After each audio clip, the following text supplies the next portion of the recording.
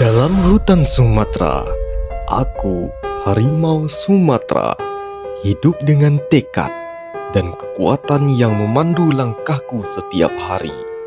Aku ingin berbagi beberapa pelajaran berharga yang dapat menginspirasi kehidupan manusia.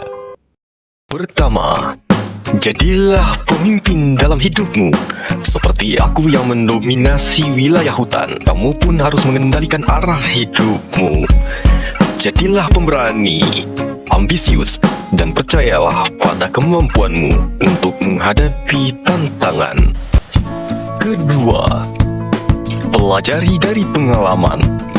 Setiap burung yang terlempar dalam cakarku adalah pengalaman yang mengajariku. Jangan takut melakukan kesalahan. Itu adalah kesempatan untuk tumbuh terus bergerak maju. Bahkan jika